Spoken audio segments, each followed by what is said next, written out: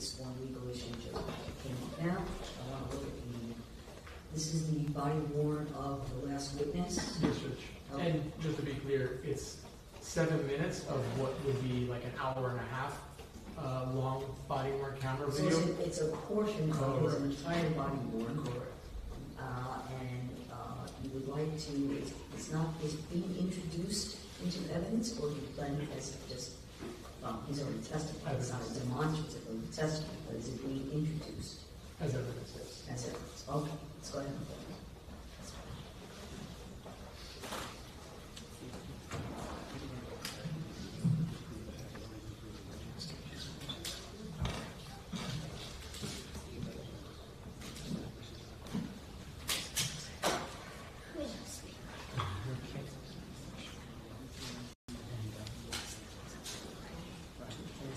And Judge, it is marked 2B for identification. I know we don't have a jury, but just for the record.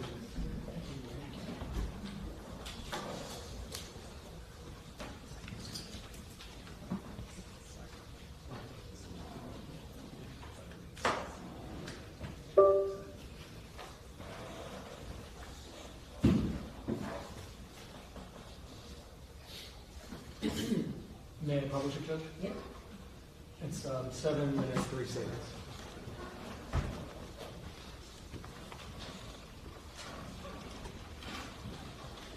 Without audio. The audio will turn on eventually. There's just a little bit of a lag time. Okay.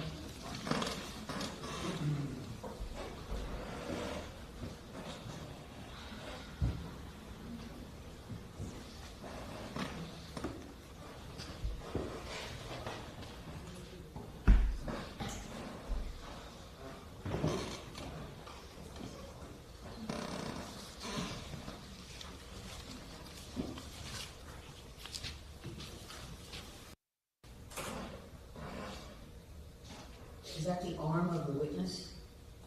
The arm of the Yes, it is. Okay. Yes.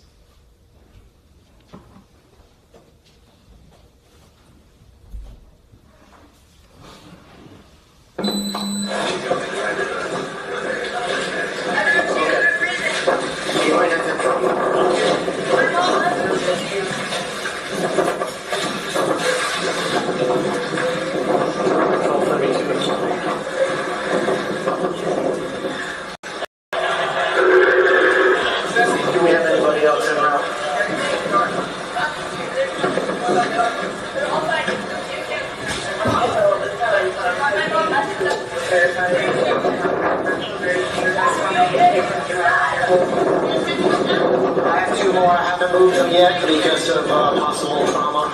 I don't have another backboard. One. She responsive. She answered me. Yes. You don't really need to touch though.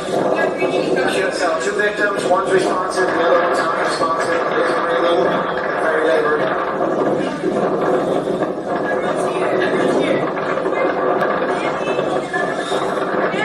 You're not on this boat. That's one with my mom.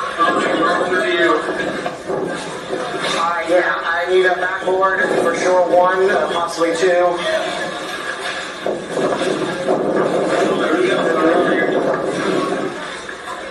South of the ICW, almost by Pumpkin Key. It's a big black boat. I'm tied off to the back of it right now.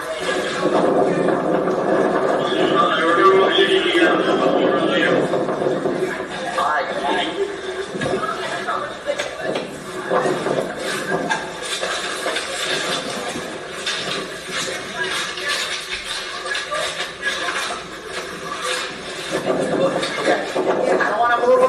Anymore. I've got someone coming with backboards and all, so just let them stay. As long as they're still breathing, we'll just keep monitoring them for right now.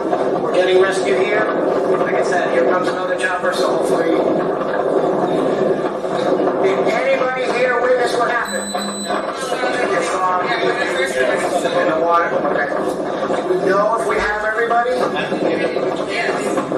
From the other people? Two parents and a friend. So this is the guy. Yeah, this is the guy. Okay, was he on that boat? Your mom and Lucy. Right here. Okay. No, I can't help. I can't. Do we have everybody that we know of? I didn't see them leave. Okay. We took one female from that boat and two other people. I know one was a female, but I'm not sure if the other one was a male or female. So there were three. Okay, but there were three people that left on the boat that left. And they went to Elliott Key to be transported to the hospital. So your dad, so we got, everybody's accounted for then, right? Everybody's accounted for. Okay, then the three girls went on the other police boat to Elliott Key. Okay, that's everybody. That's everybody. Okay. Okay. Is this your dad? Okay. Do you guys want to pull up over here?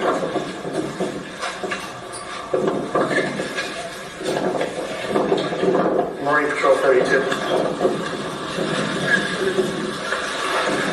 I'm with some of the parties that were on the vessel that overturned. They're advising everybody is accounted for.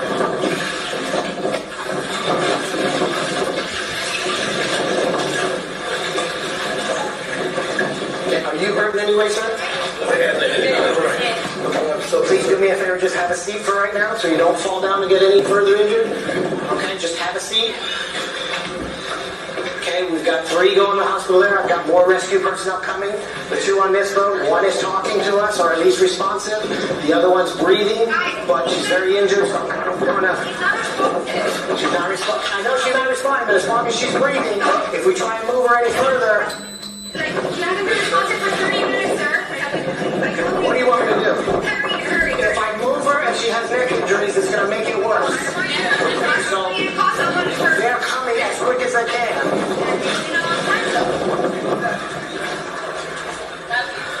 Not sure. Okay. Like I said, please just sit down so you don't fall down. I see you got some injuries. Okay? I just don't want you to get further. They grabbed her as quick as they could, got her in a rescue boat to take her to airlift to the hospital. Okay, we need to get another airlift for this one.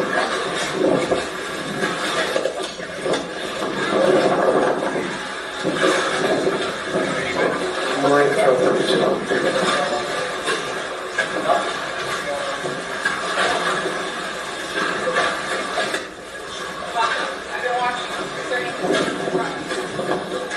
Marine Patrol 32.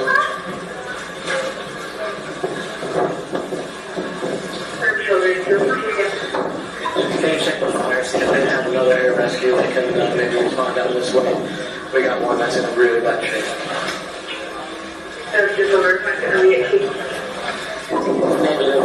Just south of the XCW, just west of Housekeeping Key, down by Ocean Reef. I can give you the coordinates again.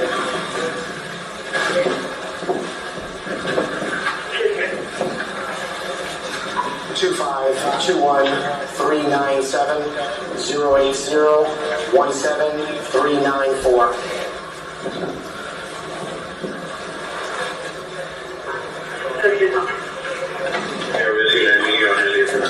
Just be careful. Be careful coming over. Just please don't move.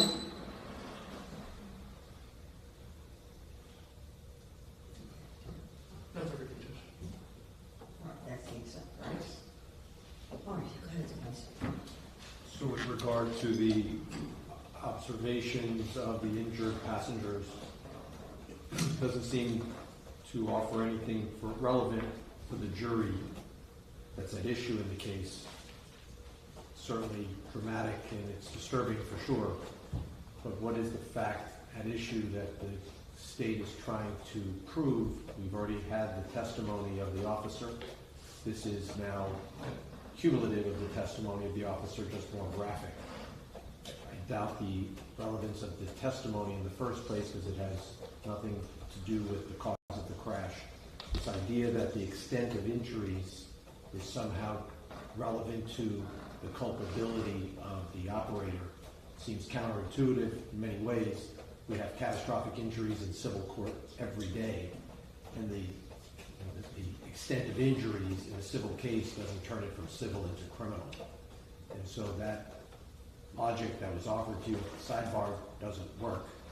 Otherwise, every catastrophic injury would be a criminal case. So that doesn't work. And of course, that even assumes that these are the victims of the crime at issue. And this is a homicide case. We've already unfortunately had to hear and see some evidence about the death. And this is cumulative of that evidence, and therefore even less relevant as well. Okay, speak to me of two things about the audio portion, which frankly, the opinions of, and I understand, I think it's been made clear to the jury that several of the girls were very seriously injured. Okay. I think that this witness's audio, how critical or what bad shape, I think it does get cumulative in some regard, but also the only charge here in the criminal case is the matter involving the death of Lucy Fernandez. So I question the audio part of that. Corroborating his testimony through the video, what he did, what he observed, I think over defense objection, I think there's a good portion of that I think is fine in terms of corroborating his testimony. Okay. But then it does become to the point that there are more witnesses you're going to be presenting to, it becomes a cumulative issue, and then that's where it outweighs any value. Not ever to minimize the significance, but I think the point has been made. So explain to me about what more, because I do see looking at this that I think, particularly the audio, that I think the point has been made. I think he's testified to that. It's seriousness and extreme nature, and he's already testified that these two young ladies were so injured that they were transported to the hospital for their injuries. I think that makes the point. So, what do you say? Well, what I would submit, Judge, first off, is that there's nothing, it's sad, but there's nothing gory, bloody, No, there's anything nothing like that. Nothing So like that's that. number one. Nothing like that. Number two, the footage, I would submit to the court, is really important to give a context within which this mass casualty event was being handled. It was a very difficult and chaotic scene for law enforcement to have to figure out who's gone where, who's injured, is everybody accounted for. And this shows, in a very impactful way, this is what we in law enforcement were dealing with. Also, Judge, if the court is concerned about when then Officer Bruto is talking about the condition, particularly of catastrophic, we can certainly take that audio out. But I would submit that the remainder part of this clip, it shows the lighting conditions, it shows the sea conditions, it shows the condition of the defendant. It shows the defendant not being manhandled or treated abusively, as the defense has kind of said, oh, well, he was in custody. You see that he is being tended to. I also would say, Judge, that it also shows that it's difficult locating scenes on the water, because as Officer Bruto is trying to, figure out, where are these other boats, what's happened? And also, Judge, it shows when he goes to open his supply cabinet where medical supplies would be, it's basically empty because everything has already been given over. Well, again, for corroborates. Yes, it corroborates. So if the court has concerns about the audio portion where Officer Bruto advises that one of the girls looks like she's in really bad shape, we can easily take that part out. But the rest of it, I don't think that there's more than even 25 seconds where you're actually seeing him checking on the well-being of the girls, and there's no audio during that part. There is no audio. I understand and agree with that. I understand the defense point. Okay. I'm going to think on it, but would you like me to excise it, or you can actually, for purposes of playing for the jury, which I will allow, In terms of the audio can be turned on. I have to give instructions anyway regarding, and this would be the first instruction, of these body worn cameras, because there's going to be excised portions. But the question I then would have is how many, you know, the point of what the conditions were at that moment, time of day, all of that is relevant to the entire picture. I agree with that. How many of those body worn cameras, because we have a lot of witnesses with body worn cameras, and I know I'm going to see, and the jury's going to see more of them. So my caution is to the point where it becomes cumulative. I understand that, Your Honor. What we deliberately did in this matter was we selected Officer Bruto's video clip, which only pertains to when he has already attended to Lucy. Lucy has already been transported off. He's the only remaining officer that now goes to this second vessel. Got it. So we didn't. And is he the gentleman that has the first contact with Mr. Pino from law enforcement after the crash? Yes, because what happens is Mr. Pino is picked up by this other vessel, Right.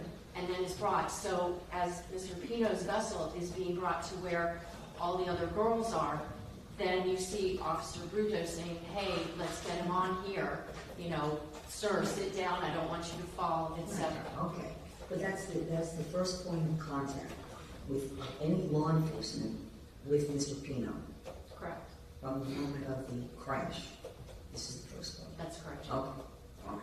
So what I would like to do then, because I am very nervous that in the courtroom that we would play the BWC without having that part actually removed, because I don't want to take a risk that we hit the mute button.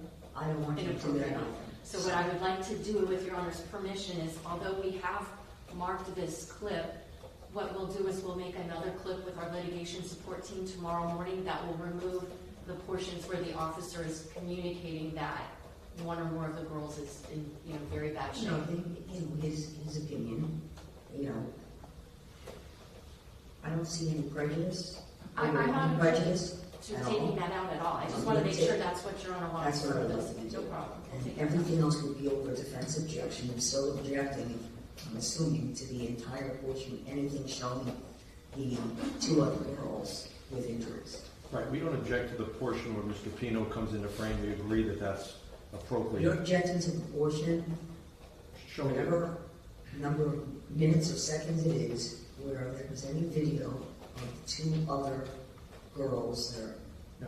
injured that the witness talked about being laying on the platform. Yes, but beyond that, the concept that the state wants to show the context for a mass casualty, as if what impact this crash has on the law enforcement community and how devastating this is and how complicated, what the repercussions are of the elision, so that the jury can start getting angry at Mr. Pino for causing all of this context, to use their words.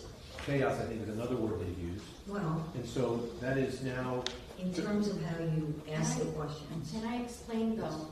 It's not about, oh my goodness, this is so terrible that this has happened. It's about law enforcement, specifically, ultimately, Lieutenant Thompson, who is tasked with the responsibility of managing this. He's getting information piecemeal because the police that get there before he does are getting information piecemeal. And I think that ultimately is going to factor into the manner in which he communicates with the defendant. And because his statements have been ruled admissible, and because one of the instructions the court would give, if we do in fact admit these statements, is that a statement alleged to have been made by the defendant has been placed before you, and it is important for you as jurors to measure and weigh that evidence with great care to make sure that it was voluntarily made. So this goes into that concept that what he is saying is not a product of, and I know it's a legal, issue, whether it's Well, they're going to be coercion, ultimately but the jury has to instructed make a because of finding years. that it was voluntarily made. And so seeing these interactions and how the police have had to marshal their resources to try to collectively figure out what they had, I think really goes to explain what winds up happening subsequently at Elliott Key. It's not that, oh my gosh, so many people are injured. We're really not getting into the injuries much at all. I think it's the use of the term mass casualty. I don't, it's, again, horrific, even though it's a choice of words. And I think But- that, well, Yeah, okay. If you Yeah. don't want us to say it, but multiple people, one individual dies as a result of this crash. 2 other girls are seriously, very seriously injured. I understand that, but this is a terminology that police use when they're talking about handling a scene like this. When there are multiple There's people different injured, areas of, it's considered a mass casualty event. So if I were to say to somebody from FWC, did you respond to what turned out to be a mass casualty event? Yes. Okay, well, what does that mean? It means that there were more than one person injured. You know, that's what they call it. But to the point, I understand the defense position to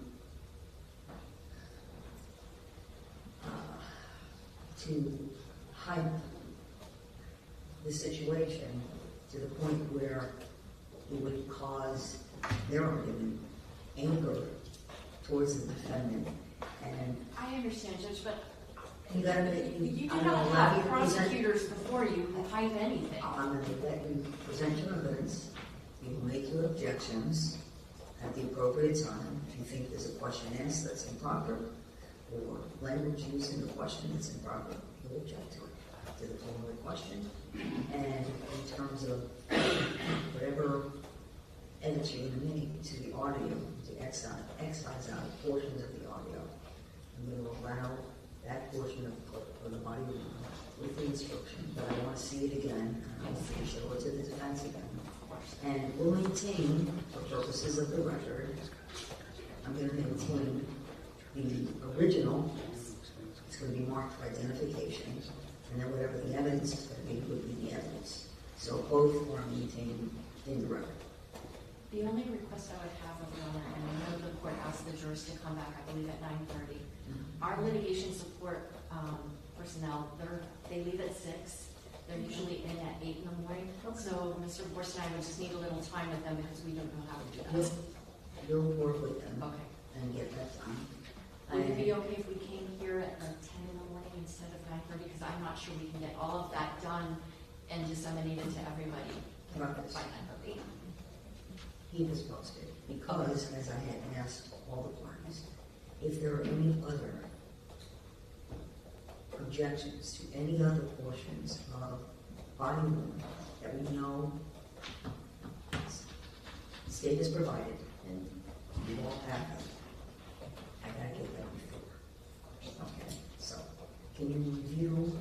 Now, it would be helpful in that regard if we have a preview, a little bit of witnesses, right? Because the defense knows witnesses are coming up the next day, then the body worn cameras related to those witnesses, we can get that done. Understood. So you want to try to give us a highlight of what you might have tomorrow. You have this witness is coming back. This witness, The other witnesses with body worn. the only other witness that I think body worn camera footage is going to be introduced through is Lieutenant Thompson. And we've already gone through what those clips are. Okay, so this is the only other witness with body worn. Aside from Sergeant Delgado, who Still video coming. clips I already submitted to the court and to counsel Okay, yesterday. okay. Actually, I think they were given counsel sooner than that, but Your Honor asked for those, so we sent them last night. So you believe that Thompson is going to be testifying tomorrow? I'm hopeful, but it's kind of tricky to gauge how far we'll get with him. What I did want to ask, scheduling wise, if Your Honor knows, I know the court had indicated most likely on Thursday would be the day that we're going to go view the vessel. I think Your Honor said it would be probably in the latter part of the morning. It might even be earlier in the morning. Okay, only because I'm trying to gauge when we are finished with that, does the court anticipate hearing from other witnesses? On Thursday? Yes. Oh, yeah. Okay, that helps, then I'll be Yeah, able to I figure out the I can timing. talk to you about it right now. I think that I need everyone in the courtroom to start the session on Thursday. Okay, And then everyone's going to have their instructions of how they're going to conduct themselves. and what this field trip is going to be. This is not a public field trip. This is a private field trip. And there's only going to be a limited number of people that are going to be actually permitted to go past the lock gates. I discussed it briefly the other day. I'll remind everyone tomorrow how that's going to work. But we would leave here from the courthouse. We're going to be escorting the jurors at all times. And we would be leaving with escort to the Eric location.